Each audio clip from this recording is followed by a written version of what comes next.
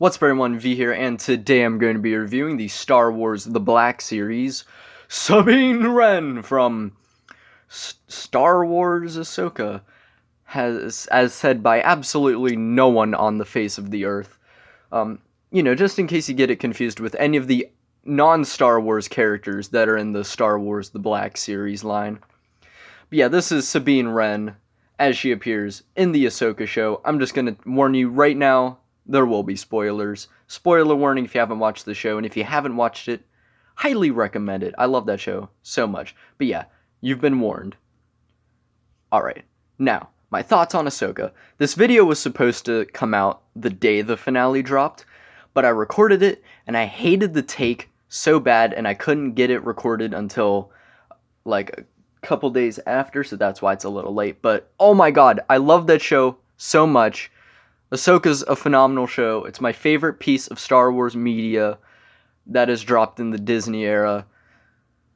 I think the thing that comes closest is Mando Season 2 and Rogue One, but I just think this is upped it, you know? It took my expectations and then blew them away. I think it was phenomenal. Every episode, I just loved. Even the ones that felt very obviously like filler, like Episode 3, I still was really engaged. And although it did end kind of how I expected with Thrawn making it back, but I didn't expect Ahsoka and Sabine to get trapped in the other world. But I think what Balin's looking for might be World Between Worlds related, and that'll probably be how they get back, because there's no way they're just going to strand them there like that. Anyway, those are my thoughts on the show. Peak show, honestly. One of my favorites ever. And talking about the character of Sabine, I love Sabine so much. She's great in the show, and I've loved her since Rebels. She's probably my second favorite Rebels character next to my boy Kanan, R.I.P. Sucks we won't be able to see him in live action. But yeah, I think the actress does a great job of portraying Sabine in the show. I believe the actress's name is Natasha. Again, I could be wrong. I'm horrific with names. But yeah, I think she was really great, and I love Sabine so much. Her design, not so much. We'll get into it, but this figure is interesting. It's both really good and kind of bad at the same time. And as you can see, the pumpkin's here because it's October, it's Halloween. I don't know if we're going to be doing too many Halloween-y reviews.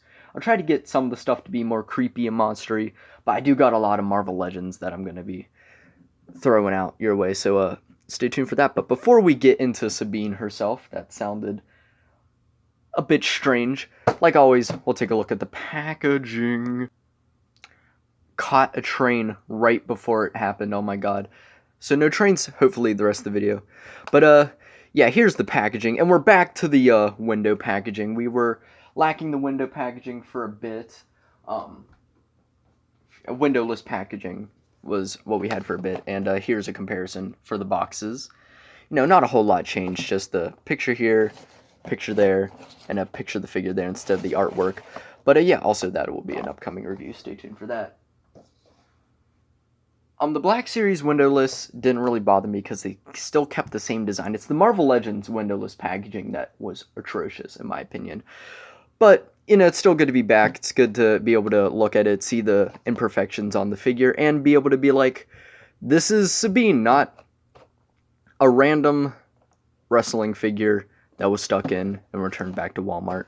But yeah, Star Wars Ahsoka, Sabine Wren, 4+, Hasbro, Black Series. Like the shade of blue here, it's really nice. It's a bit lighter than the Kenobi blue, but I like it. Star Wars Black Series, window. Beautiful, beautiful artwork of Sabine. I love this picture so much. I love the artwork on the Black Series boxes. Half the time I don't even want to buy them loose solely because I want the box art. It just looks so good. That looks so cool. Sabine Wren. Nothing on there. Number 3 in Ahsoka. Got that same shot, but bigger there, along with a bio reading, Sabine Wren. Set after the fall of the Empire, Ahsoka follows former Jedi Knight Ahsoka Tano as she investigates an emerging threat to a vulnerable galaxy. That doesn't say shit about Sabine Wren. You could not get a lick of information about Sabine Wren from that entire bio. But, that's the box. Love it. And bringing in Sabine herself, because this is the reason why we buy the figures, not the box, although I do love the box. Accessory-wise, she's actually holding every single accessory, which is really cool. But very obviously, one of the accessories is a lightsaber. This, of course, is Ezra's lightsaber, the green blade. Love it, love me green lightsabers, because green is my favorite color. Get into focus. And the hilt is sculpted, if you could see it. Oh, that made it worse. Sculpted really well and painted really nice with some silver. Got the hook there. And, of course, the blade, which is removable. And you can just have it separate. And, of course, I don't want to lose that.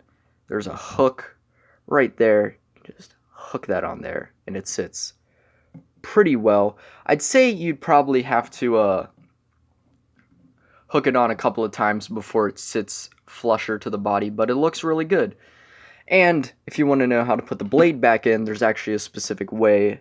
So you can kind of see there. There are like specific notches, ones higher up and lower, that correspond to the sides of the blade. You just pop it in there. Bada bing, bada boom. Hopefully that wasn't out of focus because I'm using a crappy phone camera. One day we'll get decent quality for these reviews. And of course you can wield it and look awesome. And yeah, she actually had this look with the lightsaber and the helmet on in the finale, which was cool because for the most part, she didn't really wear the helmet a lot in the show. So it's really cool that we actually got some really cool action shots of her with the helmet. Yeah, we'll get to the figure's helmet in a minute, but before that, she comes with 2 more accessories. Her guns, she comes with 2 of them, of course, because why would she only come with 1? It's not wanting to come out. Come on. They're the classic Mando blasters. This one has a bit of yellow paint on it. Oh, almost dropped the phone. Yeah, it's sculpted really well. This one has some blue. And it's literally just the same exact gun as, like, the previous Mandos. This is Bo-Katan's gun. It's just painted way better. And, of course, as any figure with a gun should, can put it in her hand. And she has 2 trigger finger hands. Well, trigger fingers on the hands. I think that's the sentence I was trying to say. As opposed to some of the clones. Hopefully the new clone sculpt gave 2 trigger finger hands, because clones dual wield. And that just looks really cool. You know, when the lightsaber isn't doing it and you need to take out some death troopers, whip out the guns and pop, pop, pop, pop, pop. You know what I mean? And of course, they holster really well in her gun holster. And the final accessory, and the most, the one people probably care about the most, but also is the worst, her helmet. Yeah, this was not the best. I had to do a bit of customization right out the box. I didn't want to. I wanted to save it for the video, but I was like, I physically need to. When I say out the box, the helmet did not go on the head at all. You'd sit it on, and it was incredibly loose. Super loose. It would just fall right off. Like, you turn it to the side, the helmet would just plop off. Like, it would not stay on at all. I had to put some blue sticky tack and some tape to thicken it up so that you could actually put it on the head and it wouldn't just instantly fall off. That really sucks, because that means maybe it was just mine, but I have a feeling it's just how Sabine is. Though I haven't seen anyone talk about it, to be fair. I haven't seen a lot of people talk about Sabine figure yet because the wave just dropped. But yeah, so hopefully it's just a problem on mine, but if it isn't, just be warned. If you're buying this figure, you're going to have to do some customization for her to wear the helmet pretty well. But speaking of the helmet, let's take a look at that bad boy.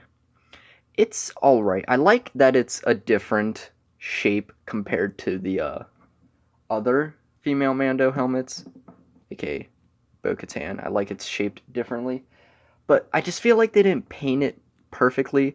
A lot of the details just disappear in the dark gray of the helmet, and I wish that they either accentuated it a bit more, and I feel like there's also a lot of detail that's kind of missing. That really sucks, but the paint that is there is painted pretty well. It's just a little hard to see, but it does look really good. I do. Once you can actually get it on, it's really nice, and you have the little antenna that you can move down as well. And another issue with the figure is the head sculpt. Taking a look at this, this is not Sabine. This is not Sabine Wren whatsoever. This is not Sabine in the slightest. Oh, a little too close. But yeah, this is not Sabine at all. This doesn't really look like her, and it took me a minute, but I discovered why. It's the eyes. They butchered the eyes horrifically on this figure. I don't know what it is, but, like, I think they put, like, a divot down below the eye, which makes it look like it's squinting. Because I put, like, a side-by-side with, like, the Hot Toys and an actual picture of Sabine's actress. And I was trying to figure out what was wrong. And I was like, I think it's the eyes. Because then I looked at the vintage collection, and that actually looked a lot like her. I'm like, the hell happened here? The hell happened with the Black Series? Though, to be fair, there are some upsides compared to that vintage collection. Dear God, that helmet. Who let Hasbro cook with that helmet on the vintage collection? I'll just say that right now. You think this helmet's bad, but at least it looks good on the head. Jesus Christ. That vintage collection's helmet is atrocious. But yeah, it sucks because I feel like everything else about this figure looks really good. I feel like the rest of the head, likeness-wise, is really good. And the hair is done so well. They have this purple, but like they did like a wash of either dark purple or black, and it looks so good and realistic. And I love it so much, and it sucks that they kind of butchered the face. There are people that sell like 3D printed heads if you can paint one up. I can't, so I guess I have to live with this. Here's hoping that they make a Rebel Sabine with the updated likeness. Speaking of Rebel Sabine, because I have the previous one, I know this one dropped way before, but here's just a comparison between the head sculpts. This one has terrifying eyes. This is before the photo reel. But yeah. And let's pop the helmet back on because she just looks so good with the helmet. And now the rest of the body I think is really good. My main complaints just come down to the armor design, because design-wise, they adapted it perfectly into live action. I just did not care for the layout of the armor in the Rebels finale. Like, that armor that she had at the end butchered it, because, like, here's the previous Sabine design, and I love it. It had so much more color. Like, the chest was just all purple, had this big orange thing and all that. And although the design changed a bit because this is her Season 1 look, she still had way more color, and this is way too much gray in my opinion. I feel like it would have popped a bit better. Also, it has a brown undersuit, and I think it would have looked better with a gray undersuit like this design. So yeah, but that's just because of the suit she had at the end of Rebels.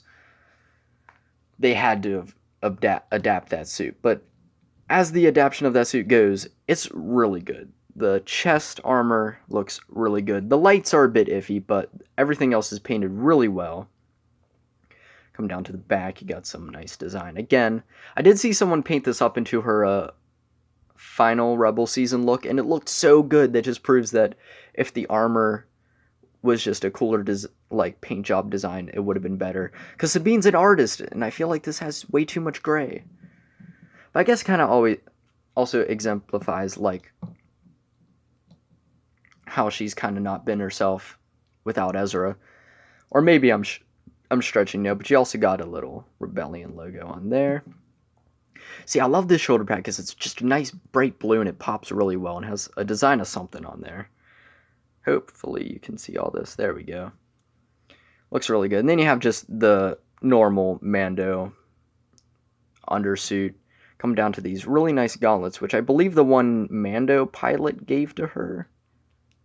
And the design work on that is really great. Then she has the torso is also a rubber overlay, and then you have this, which is a nice rubbery piece. And it's nowhere near as orange as Bo-Katt's hands, which is nice.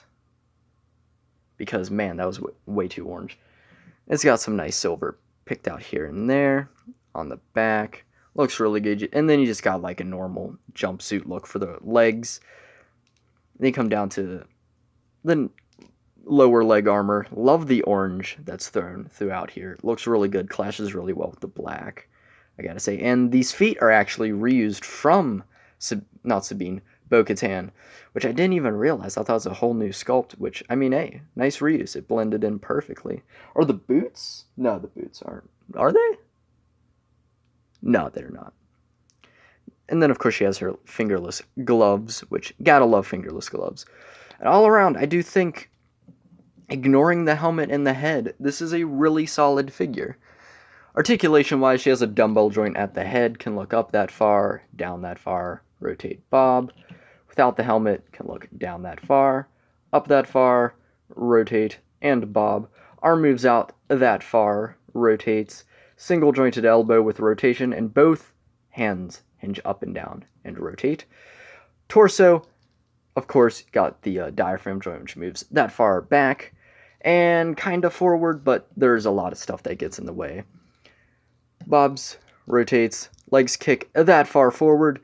Don't only kick too far back because her cake back there, of course, but she can do the splits beautifully, especially considering these hanging out the side, they don't get in the way at all. And no thigh rotation for some reason. It's really strange. Usually Black Series have thigh rotations, but this figure doesn't, and I believe Hera doesn't either. It's strange that they decided to get rid of that joint for those figures. I don't know why.